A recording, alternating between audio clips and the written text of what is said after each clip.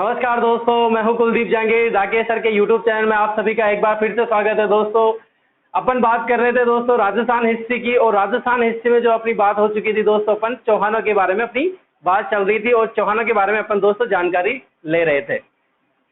दोस्तों जैसा है कि अपन बात कर रहे थे रणथंभौर के चौहानों की अपनी बात हो चुकी थी दोस्तों। इसके बाद अपन ने सिरोही के और झालोर के चौहानों के बारे में अपन जानकारी ली थी। यानी कि दोस्तों बात ये है कि जो चौहान है उनका साम्राज्य बहुत बड़ा था दोस्तों, क्योंकि शाखाएं भी बड़ी थी। मैंने आपको बताया था पूरा कि कहाँ कहाँ जो है चौहान के जो चौहान गए थे उन्होंने अपनी शाखा कहाँ कहाँ डाली थी और कहाँ कहाँ जो चौहानों का राज कहलाया था, ऐसा बताया था मैंने आपको, पूरा डायग्राम बताया था।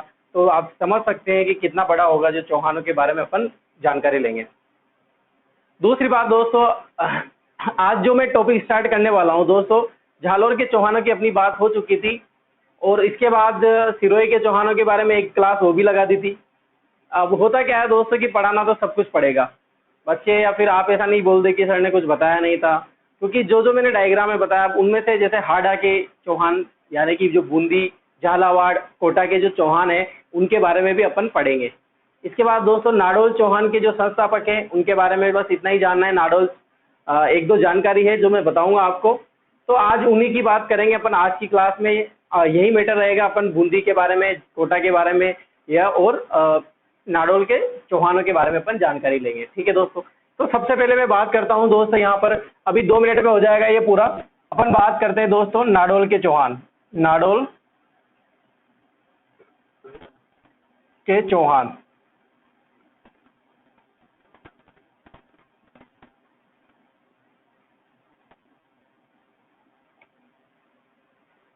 सबसे पहले बात दोस्तों, नाडोल के चौहानों की अपन बात करें, सबसे पहला वाला क्वेश्चन तो ये आता है कि नाडोल के चौहान में जो चौहानों की शाखा है उसके संस्थापक कौन है, यानी कि नाडोल में शाखा किसने डाली थी चौहानों की, यह पहला क्वेश्चन यही आता है। मैंने आपको बताया था जब अपन अजमेर के चौहान पढ़ रहे थे, शाकंभरी सांबर सपाद लक्ष्य के चौहान पढ़ रहे थे, तो वहां पर जो है विग्रहराज जीते के बारे में अपन ने पढ़ा था। तो उसके जो दोस्तों पुत्र हुए थे वो अलग हो गए थे और वो कहाँ आ गए थे, नाडोल।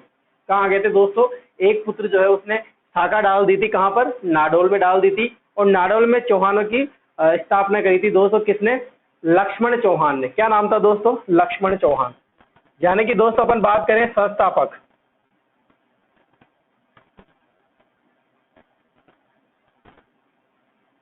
नाडोल में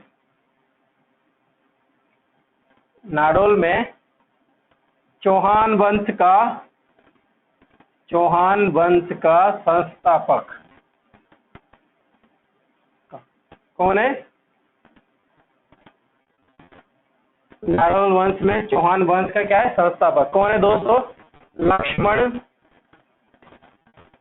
चौहान।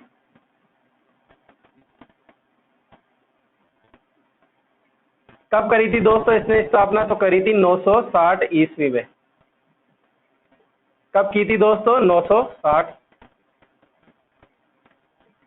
ये हुई दोस्तों बात स्थापना की। याद करने का तरीका भी मैंने बताया था कि देखो नाक किसने काटी थी, क्या है यहाँ पर, नाडोल से नाक किसने काटी दोस्तों, लक्ष्मण ने काटी। यानी कि लक्ष्मण चौहान क्या हो जाएगा दोस्तों, नाडोल में चौहान वंश का संस्थापक हो जाएगा, मूल पुरुष हो जाएगा, प्रथम पुरुष हो जाएगा।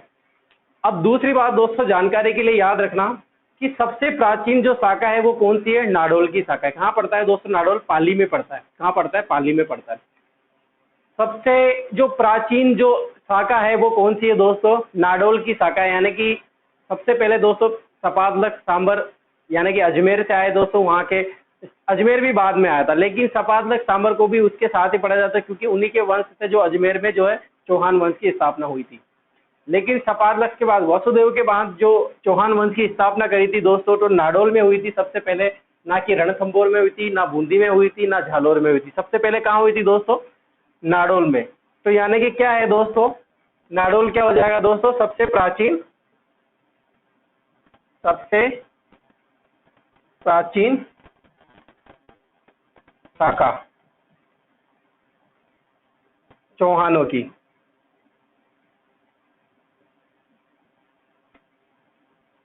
ठीक है दोस्तों, ये बात हुई। यहाँ पर मैंने बताया आपको, यहाँ पर नाडोल है और यहाँ पर संस्थापक हो जाएगा, वो कौन हो जाएगा, लक्ष्मण चौहान। ये अलग हो गया था दोस्तों, शाकंभरी के जो उनके वंश थे उनसे अलग होके आ गया था, कहाँ पर, ये स्थापना कर दी थी 960 में। और कहाँ आ गया था दोस्तों? नाडोल में आ गया था, पाली वाले क्षेत्र में आ गया था। और वहां पर जो है इसने स्थापना कर दी थी कौन? किसकी? चौहान वंश की। ठीक है दोस्तों, अब और बात करते हैं दोस्तों, इनकी ज्यादा बात है नहीं, एक दो लाइनें और है, आराम से सुनना देखना। एक शासक हुआ था दोस्तों, उसका नाम है रायपाल।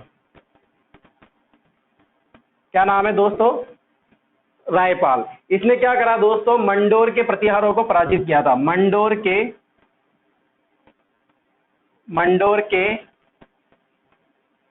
प्रतिहारों, प्रतिहारों मतलब समझ गए दोस्तों?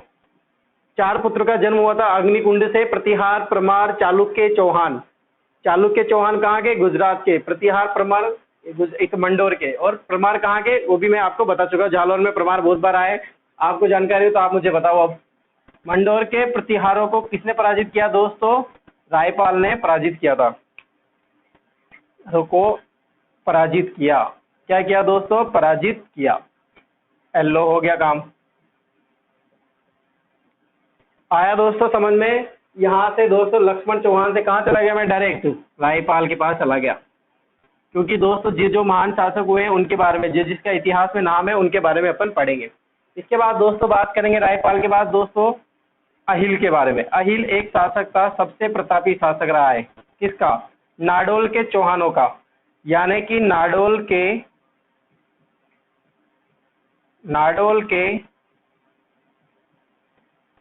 चौहानों का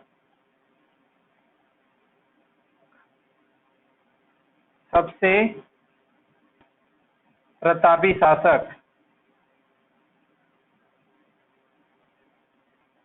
कौन था दोस्तों? नाडोल के चौहानों का सबसे प्रतापी शासक कौन था? उसका नाम था दोस्तों अहिल। क्या नाम था दोस्तों? अहिल। इसने क्या करा दोस्तों? ये कहाँ गया? गुजरात में। कहाँ गया दोस्तों? गुजरात। गुजरात गया। गुजरात का शासक कौन दोस्तों? भीमद्वितीय। भीमद्वितीय वही है दोस्तों। कौन है दोस्तों भीमद्वितीय? जिसने मोहम्मद गौरी को अहिरवाड़ा के युद्ध में क्या किया था? पराजित किया था। अब देखो, इसने मोहम्मद गौरी को तो पराजित कर दिया, लेकिन अहिल ने, किसने? अहिल ने क्या किया? भीमद्वितीय को पराजित किया।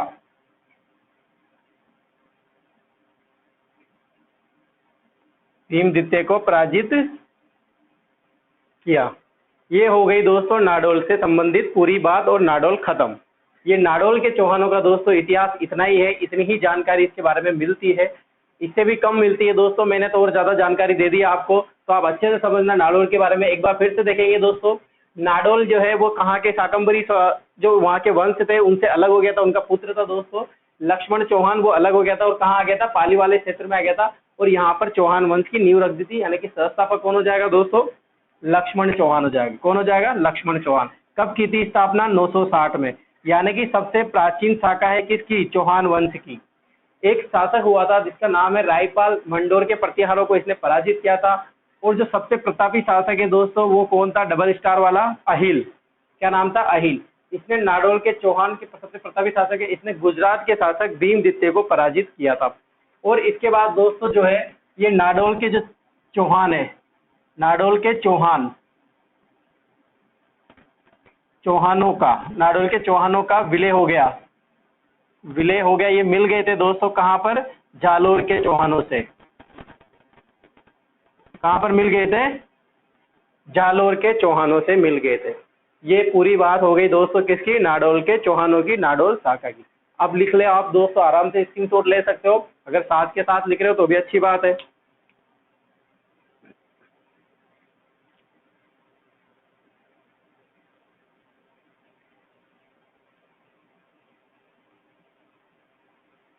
मिटा दूं दोस्तों?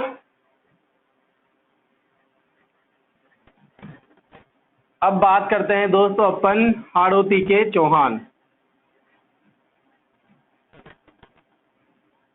किसकी बात करेंगे दोस्तों? हाड़ौती के चौहानों के बारे में अपन बात करने वाले हैं।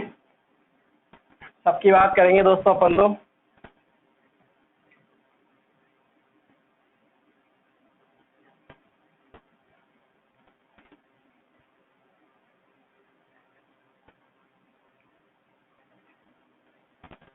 हाड़ौती के चौहान।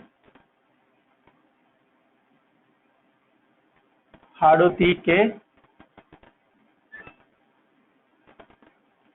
चौहान क्या कहलाए दोस्तों? हाड़ौती के चौहान क्या कहलाए? हाड़ा कहलाए। क्या कहलाए? हाड़ा। और हाड़ा चौहान को राज हुआ यहाँ पर दोस्तों, किसका राज हुआ? हाड़ा वंश का राज हुआ। इसीलिए दोस्तों ये जो क्षेत्र रहता है, दक्षिण पूर्वी वाला क्षेत्र जो रहता है, उसको क्या बोला जाता है? हाड़ौती बोला जाता है। देखो इधर ये मैप है, ये राजस्थान है अपना।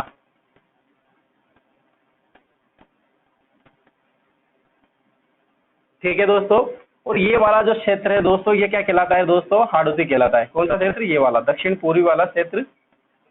ये वाला क्षेत्र जो है दोस्तों, कौन सा क्षेत्र है? दक्षिण पूर्वी क्षेत्र। कौन सा क्षेत्र है दोस्तों? ये हाड़ौती क्षेत्र। हाड़ौती क्षेत्र। दक्षिण पूर्वी जो क्षेत्र है दोस्तों, देखो इधर आराम से, कौन सा क्षेत्र की बात कर रहे हैं अपन? दक्षिण पूर्वी क्षेत्र की बात कर रहे हैं। ये क्षेत्र क्या कहलाता है दोस्तों? हाड़ौती। इसमें कौन कौन से जिले आते हैं दोस्तों? जिले कौन कौन से जिले आते हैं? एक तो आता है बूंदी, कोटा, बारा, और एक आता है झालावाड़।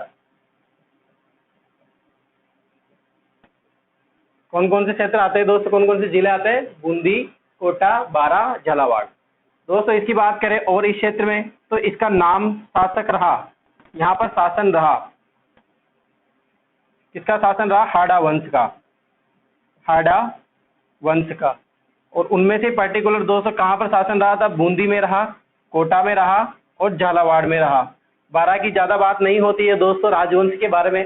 अपन किन किन के राजवंश के पढ़ेंगे? बूंदी के राजवंश पढ़ेंगे, कोटा के हाड़ा पढ़ेंगे, और झालावाड़ के जो हाड़ा कहलाए थे वो झाला कहलाए थे, तो वहां के अपन बात करेंगे। शासन रहा हाड़ा वंश, इसीलिए इसीलिए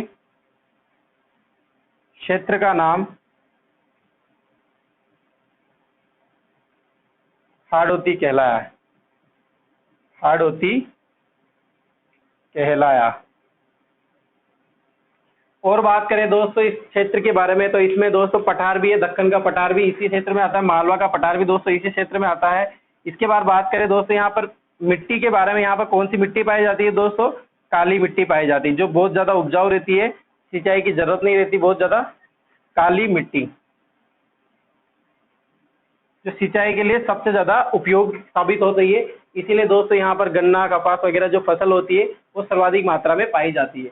कौन सी मिट्टी पाई जाती है दोस्तों? काली मिट्टी पाई जाती है हाड़ौती क्षेत्र में। ठीक है दोस्तों, अब हाड़ौती क्षेत्र की बात करें दोस्तों, यहाँ पर अपन हाड़ौती क्षेत्र की अगर बात करें, तो हाड़ौती क्षेत्र में अपन सबसे पहले बात करेंगे दोस्तों, फर्स्ट नंबर पे किसकी बात करेंगे? बूंदी की।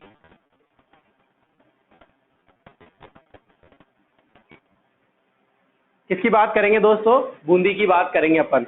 और बूंदी में दोस्तों जो है अपन बात करने वाले हैं कि यहाँ पर बूंदी में किसका शासन रहा दोस्तों, इनकी अपन बात करने वाले हैं। ठीक है दोस्तों, देखो हाड़ौती की बात कर रहे थे, हाड़ौती में कितने जिले आए? बूंदी, कोटा, बारा, झालावाड़। कितने जिले आए? बूंदी, कोटा, बारा, झालावाड़, यानी कि टोटल कितने जिले हैं?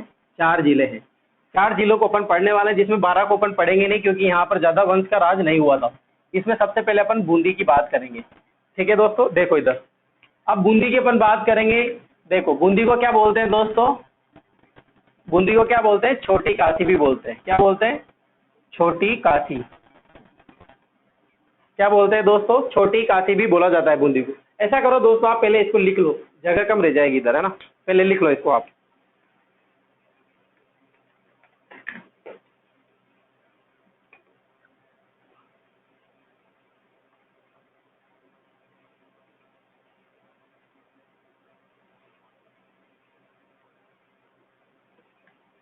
मिटा दो दोस्तों, लिख लिया होगा आपने।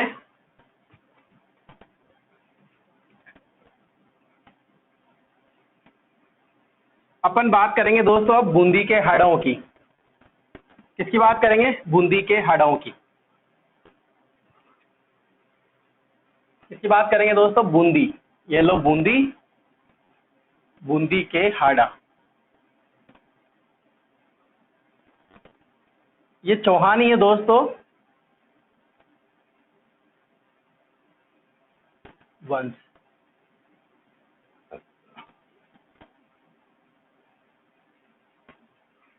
अभी डिटेल से बात करेंगे, पहले अपन बूंदी के बारे में बात कर लेते हैं कि बूंदी में क्या था, कैसे हुआ, सब ये सब जानकारी बहुत जरूरी है दोस्तों, तभी पता चलेगा कि यहाँ पर शासन किसका हुआ था और जो है बूंदी में चौहान कैसे आए थे। ठीक है दोस्तों, यहाँ पर बात कर लेते हैं। देखो, ये बूंदी की अपन बात कर रहे हैं, किस बूंदी की? ये वाली बूंदी की।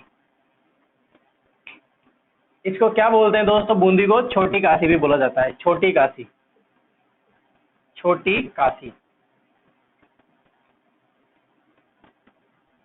क्या बोला जाता है दोस्तों? छोटी काशी भी बोला जाता है। और बात करें दोस्तों बूंदी के बारे में, तो बूंदी पर पहले स्वरूप यहाँ बूंदी पे पहले पहले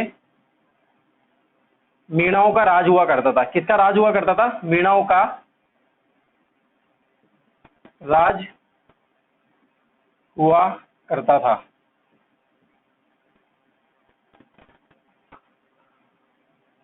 एक शासक था दोस्तों, शासक था मीणाओं का ही दोस्तों, उस शासक का नाम था बूंदा मीणा। क्या नाम था? बूंदा मीणा। यहाँ पर मैं बात कर रहा हूँ दोस्तों बूंदी के बारे में, बूंदी के बारे में बात कर रहा हूँ। यहाँ पर पहले बूंदी पर किसका राज हुआ करता था दोस्तों? मीणाओं का राज हुआ करता था। और मीणाओं का ही दोस्तों एक शासक था जिसका नाम था बूंदा मीणा। क्या नाम था? बेंदु मीणा नहीं लिख रखा है ये मैंने, बूंदा मीणा। क्या है दोस्तों? बूंदा मीणा। यानी कि यहाँ पर दोस्तों बात ये कर रहे हैं अपन कि यहाँ पर मीणाओं का राज हुआ करता था चौहान से पहले, यानी कि हाड़ा चौहान से पहले बूंदा मीणा का राज हुआ करता था, जो किससे संबंधित है? मीणा जाति से संबंधित है। अब दोस्तों शासक बूंदा मीणा है, तो इसने इसी के नाम पर, किसके नाम पर? बूंदा मीणा के नाम पर दोस्तों नाम क्या रखा? बूंदी रखा। क्या नाम रखा? बूंदी रखा।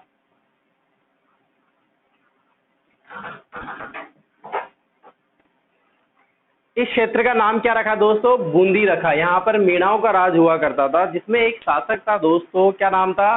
बूंदा मीणा।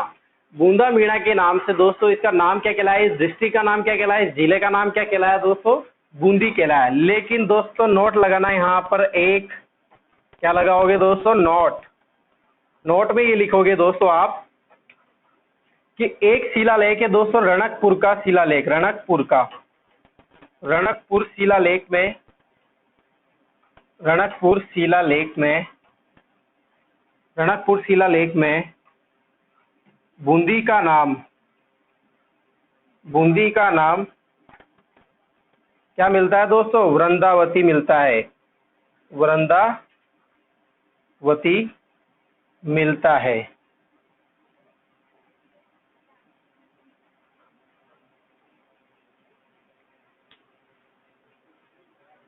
शासक था दोस्तों बूंदा मीणा, इसी के नाम पर इसका नाम क्या रखा? बूंदी रखा गया। लेकिन दोस्तों एक शिलालेख है, क्या नाम है शिलालेख का? रणकपुर का शिलालेख। रणकपुर के शिलालेख में दोस्तों बूंदी का जो नाम मिलता है वो क्या मिलता है? वृंदावती मिलता है। यह शिलालेख की बात करें दोस्तों, तो यह शिलालेख किसके शासन काल का है? महाराणा महाराणा कुंभा के शासन काल का।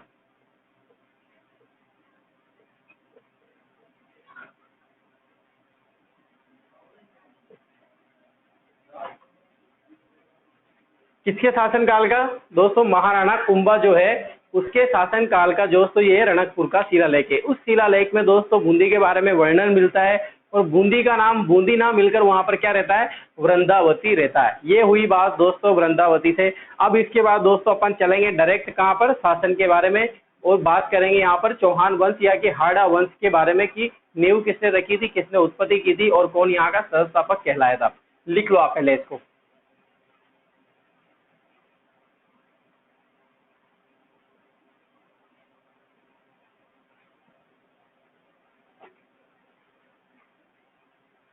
बिठा दो दोस्तों।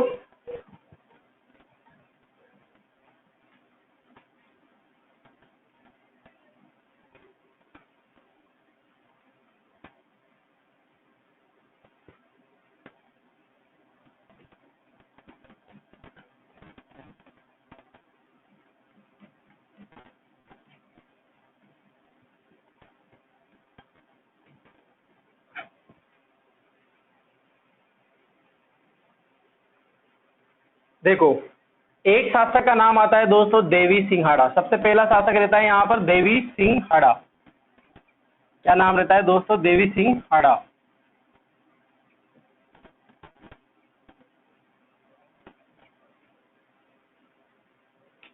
इसने क्या करा दोस्तों? बात कर रहे हैं अपन देवी सिंघाड़ा की। डायरेक्ट देवी सिंघाड़ा पे आ जाएंगे क्योंकि पहला शासक रहता है यहाँ का, संस्थापक रहता है किसका? चौहान वंश का, यानी कि बूंदी में चौहान वंश की जो क्या कहलाए बाद में हाड़ा वंश कहलाए, उसकी जो है यहाँ पर शाखा डाली थी और उसके जो है उत्पत्ति की थी। ठीक है दोस्तों, बात करते हैं देवी सिंघाड़ा। देवी सिंघाड़ा ने दोस्तों क्या किया? पराजित किया। पराजित किया।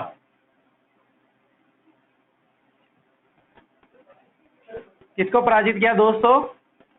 किसको पराजित किया दोस्तों?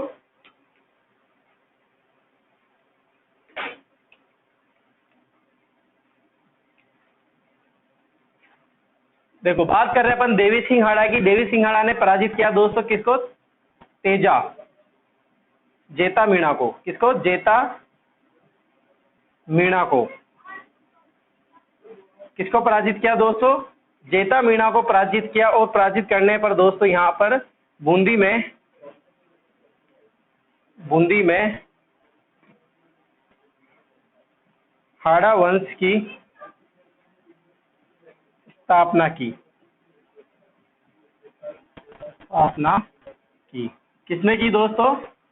देवी सिंघाड़ा ने। और देवी सिंघाड़ा क्या कहलाया दोस्तों? संस्थापक कहलाए। संस्थापक। बूंदी में चौहान वंश, जो क्या कहलाए? चौहान वंश यहाँ के हाड़ा वंश कहलाए। दोस्तों हाड़ा वंश वही है चौहान वंश। जैसे सिरोही के अपन बात करें तो सिरोही के क्या कहलाए? सुल्तान कहलाए थे झालोर के, सिरोही के। और जालोर के, सॉरी, सिरोही के। और झालोर के अपन बात करें तो झालोर के देवड़ा, सुल्तान, ये सब क्या कहलाए दोस्तों? वो भी चौहान ही थे, लेकिन अपने पीछे क्या दोस्तों? सुल्तान देवड़ा भी लगाते थे। और जो मैंने एक अखीराज देवड़ा था, ये सब बातें अपन ने की थी।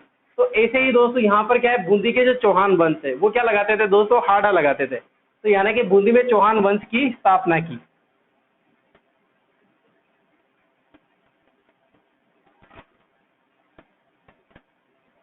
जैसे मैं बता रहा हूँ ना दोस्तों, जैसे जालोर के सोनगरा और सिरोही के देवड़ा, जालोर के क्या? सोनगरा और सिरोही के देवड़ा कहलाए। वैसे ही बूंदी के क्या कहलाए दोस्तों? हाड़ा कहलाए। यानी कि अपने पीछे क्या लगाएंगे? हाड़ा लगाएंगे। लेकिन है कौन दोस्तों? ये एक्चुअल में चौहान वंश के ही वंशज है, जो यहाँ पर अपनी शाखा डाली थी। तो दोस्तों देवी सिंघाड़ा क्या हो जाएंगे? बूंदी में क्या हो जाएंगे दोस्तों? संस्थापक हो जाएंगे, मूल पुरुष हो जाएंगे, प्रथम पुरुष हो जाएंगे चौहान वंश के, यानी कि हाड़ा वंश के। ठीक है दोस्तों, पराजित किया था इसने दोस्तों जेता मीणा को। किसको पराजित किया था? जेता मीणा को। और हाड़ा वंश की स्थापना कर दी थी। ठीक है दोस्तों, स्क्रीनशॉट ले लो इसका आप।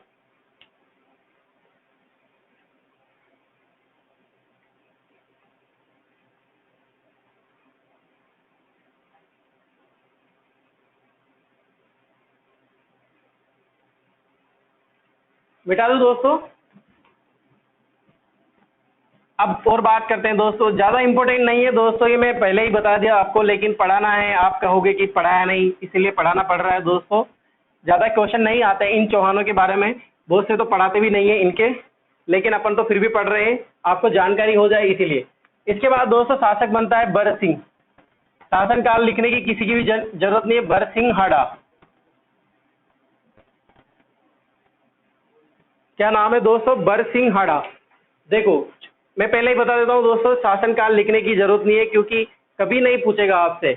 अगर मैं 1,00,000 रुपए दूं ना उनको तो भी नहीं बताएगा, उसमें वहां पर पूछेगा नहीं कि इसका शासनकाल क्या रहा था। इसलिए आप बिल्कुल भी फिगर मत कीजिए इनके बारे में कि शासनकाल लिखाइए। अगर आपको शासनकाल चाहिए तो दोस्तों आप बिल्कुल गाइड से या बुक से लिख सकते हैं आराम से। बरसिंघाड़ा की बात करें दोस्तों, बरसिंघाड़ा जैसे ही शासक बनते हैं, और शासक बनते अच्छा काम कर गए दोस्तों। और क्या अच्छा काम किया इन्होंने? निर्माण करवाया। निर्माण करवाया दोस्तों। किसका निर्माण करवाया? तारागढ़ दुर्ग का। तारागढ़ दुर्ग का। किसका निर्माण करवाया दोस्तों? तारागढ़ दुर्ग का। बस एक ही काम अच्छा किया इन्होंने, शासक बनते ही सबसे बढ़िया काम करवा दिया दोस्तों इन्होंने। क्या किया? तारागढ़ दुर्ग का निर्माण करवा दिया। अब ये क्या हुए दोस्तों? तारागढ़ में रहने लग गए। तारागढ़ की बात करें दोस्तों, इसका नाम तारागढ़ क्यों रखा? क्योंकि जो इसकी आकृति है, इसकी, इस दुर्ग की, इस दुर्ग की जो आकृति है दोस्तों वो किसके समान है? तारे के समान, तारे नुमा के समान, यानी कि ऐसे आकृति नजर आती, दूर से देखोगे तो ऐसा दिखेगा, वो ऐसा दिखेगा। इसीलिए इसको क्या बोला गया दोस्तों? तारागढ़ दुर्ग। एक तारागढ़ दोस्तों जो अजमेर में भी है, उसको तारागढ़ बाद में बोला गया था। वो रीजन पूरा मैंने आपको वहां पर बता दिया था, समझा दिया था कि उसको तारागढ़ क्यों बोला गया। वास्तव में वो तो अजमेर का दुर्ग है। मेन तारागढ़ दुर्ग कहाँ पर स्थित है दोस्तों? बूंदी में स्थित है। किसके लिए प्रसिद्ध है दोस्तों तारागढ़ दुर्ग? भित्ति चित्र के लिए प्रसिद्ध है। भित्ति चित्र के लिए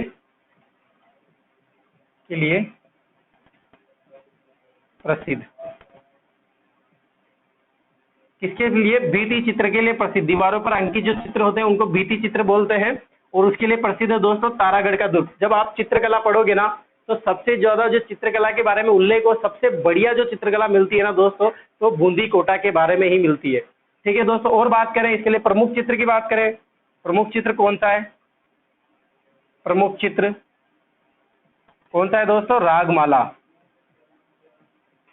रागमाला कौन सा चित्र है दोस्तों? रागमाला है। और बात करें दोस्तों इसके बारे में, चित्र के बारे में और बात करें, यहाँ पर हाथियों की लड़ाई के चित्र मिलते हैं।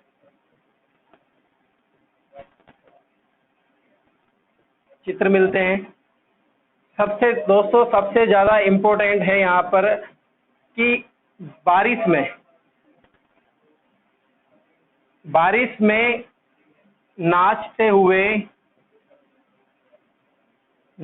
हुए मोर का चित्रण मिलता है दोस्तों। बहुत बार पूछा गया दोस्तों, चित्रण मिलता है।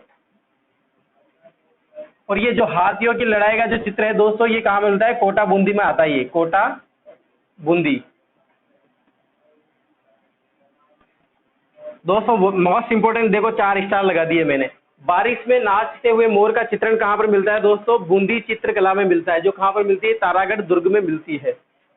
बारिश में नाचते हुए मोर का चित्रण, याद रखना इसको दोस्तों। ठीक है दोस्तों, ये बात हुई। मैंने कहा कि तारागढ़ दुर्ग कर दी। आकृति किसके समान है? तारे नुमा के समान है, इसीलिए इसका नाम क्या रखा? तारागढ़ दुर्ग का। भित्ति चित्र के लिए प्रसिद्ध है दोस्तों। प्रमुख चित्र किसका हो जाएगा दोस्तों? रागमाला का हो जाएगा। ठीक है दोस्तों, याद रह जाएगा ना आराम से, कोई दिक्कत तो नहीं है।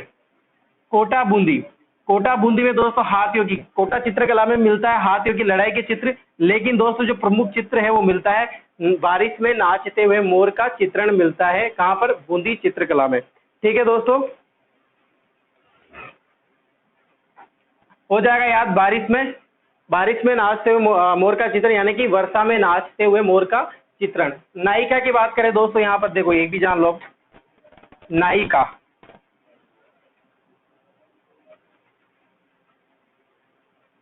का चित्रण कैसा मिलता है दोस्तों?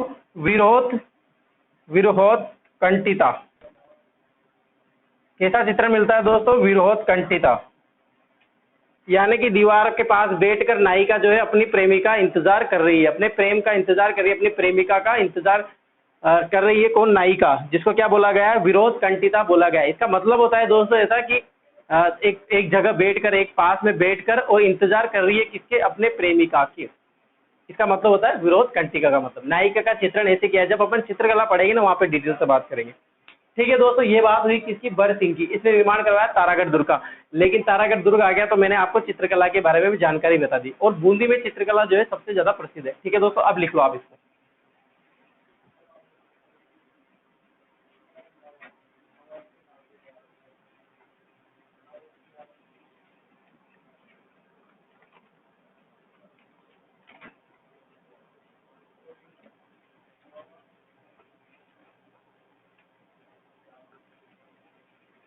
मिटा दूं दोस्तों इसकी।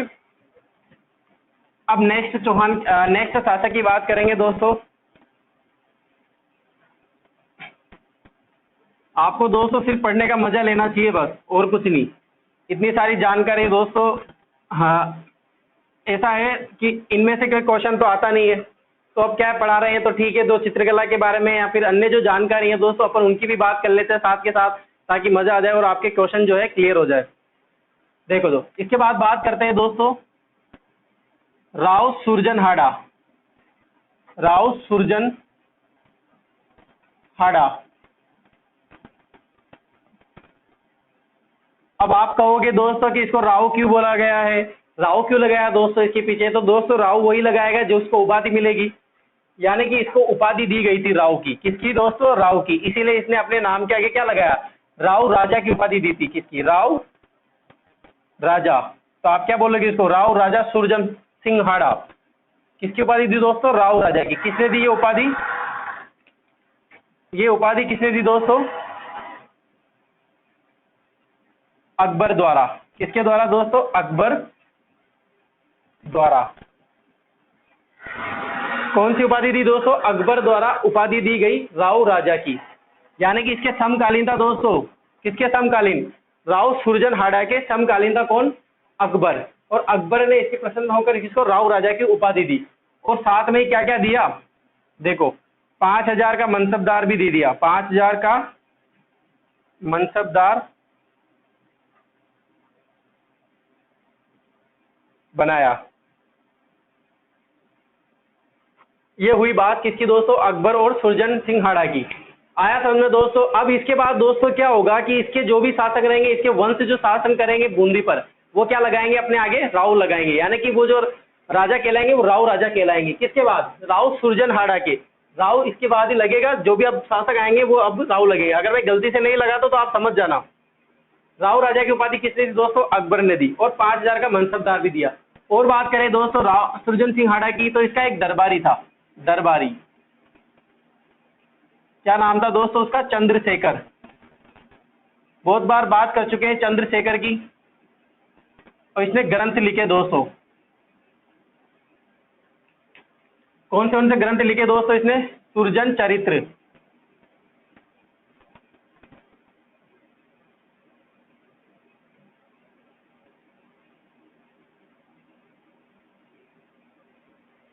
सुरजन चरित्र दोस्तों, मैंने आपको बताया था कि चौहानों के बारे में जो सबसे ज्यादा जानकारी मिलती है, चौहानों के बारे में सबसे ज्यादा जानकारी मिलती है, उसमें सुरजन चरित्र भी था। वहां पर मैंने 4 नाम बताए थे। कैसे याद रखना है आपको? चंद्रशेखर के बारे में सुरजन चरित्र, पीछे चरित्र है, और च से याद रखना है आपको चंद्रशेखर। किसका दरबारी था दोस्तों? ये सुरजन हाड़ा का। और एक और ग्रंथ था दोस्तों, उस ग्रंथ का नाम है हमीर हट। हमीर हट। इसकी रचना भी किसने करी दोस्तों? चंद्रशेखर ने करी थी। ये बात हुई दोस्तों किसकी? सुरजन हाड़ा की। ठीक है दोस्तों, आगे की क्लास को नेक्स्ट जब भी लगेगी तब पढ़ाएंगे आगे। आज के लिए इतना ही काफी है दोस्तों। अगर क्लास अच्छी लगी हो तो लाइक कमेंट शेयर जरूर कीजिए दोस्तों। अपनी जो क्लास रहती है उसको शेयर जरूर कर दिया करें आप, ताकि ज्यादा से ज्यादा लोग देखें और ज्यादा से ज्यादा मजा आ सके आपको भी पढ़ने में, मुझे भी पढ़ने में। जब भी मजा आएगा पढ़ाने में जब आप ज्यादा से ज्यादा आएंगे लोग। ठीक है दोस्तों, आज के लिए इतना ही काफी। धन्यवाद।